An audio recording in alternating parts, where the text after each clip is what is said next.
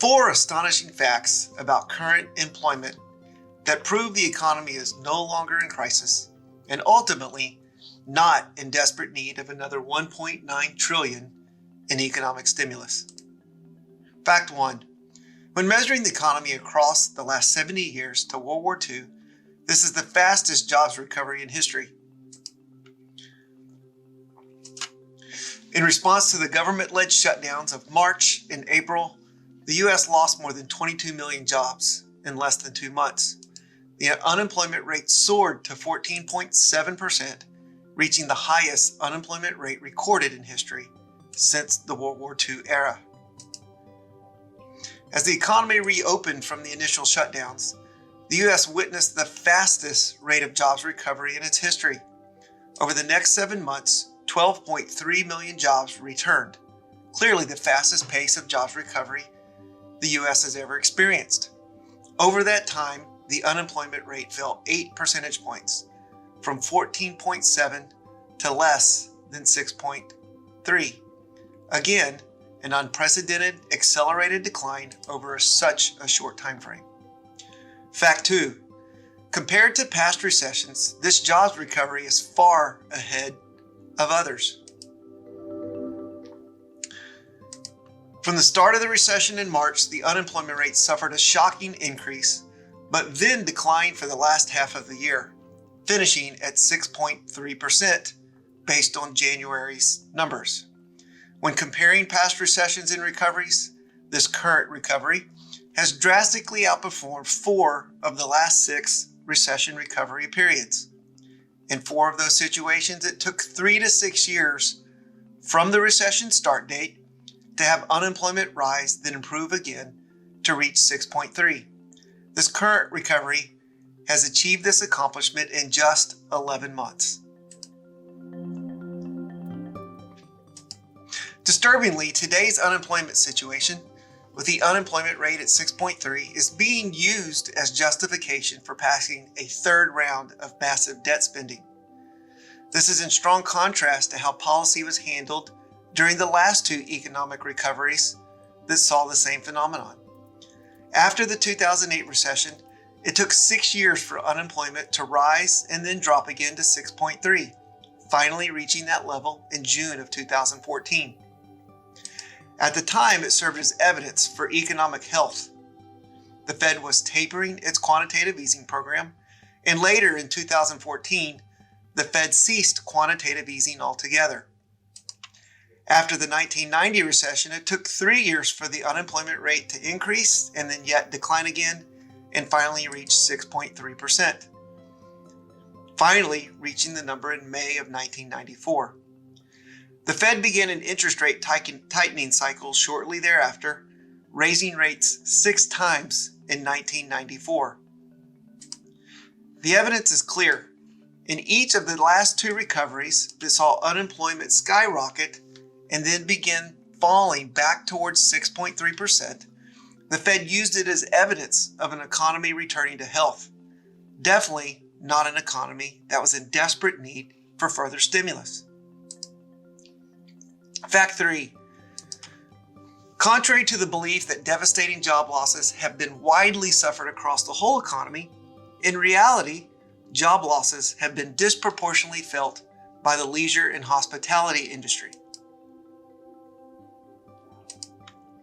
Despite recovering over 5 million jobs since April, the leisure and hospitality industry is still the most impacted industry across the whole economy. A year ago, the industry made up 11% of the overall workforce, yet it experienced almost 41% of all job losses by December. The leisure and hospitality industry is also an outlier when measuring the impact of job losses across industries, retaining only 77% of its workforce jobs from the year before when measured from December of 19. As a single sector, it suffered over 3.8 million lost jobs, more than the next 4 industries combined.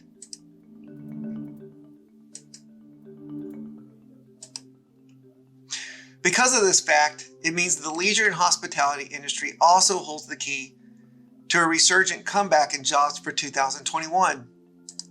Dining, travel, and entertainment are clearly some of the activities most sensitive to social restrictions.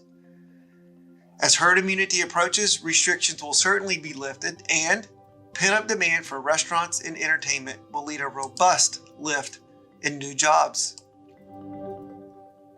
Calculations show that if the leisure and hospitality industry were just equivalently impacted as all other sectors, it would lead a recovery of 3 million jobs. If realized, the unemployment rate would immediately fall to 4.8%. Fact 4.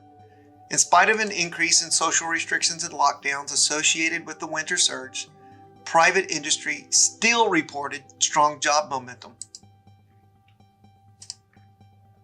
After months of job growth, the Bureau of Labor Statistics' December jobs report showed a net loss of 140,000 jobs for the month, causing some policy leaders to declare the economy had faltered.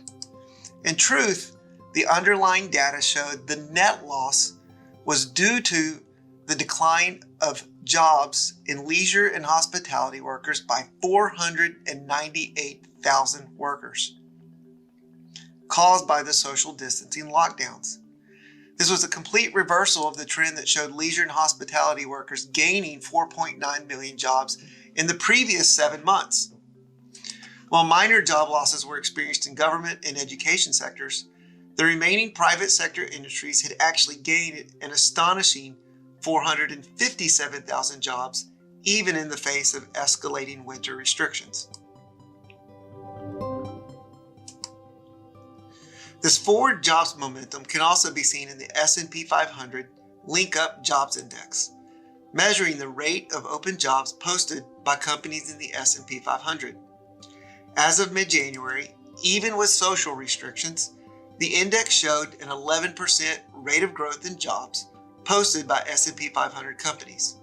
The metrics reveal large companies preparing for strong job growth in the year ahead. In conclusion, it's indisputable that the U.S. labor force experienced the most shocking disruption in U.S. history. However, the jobs recovery since April has been astonishing.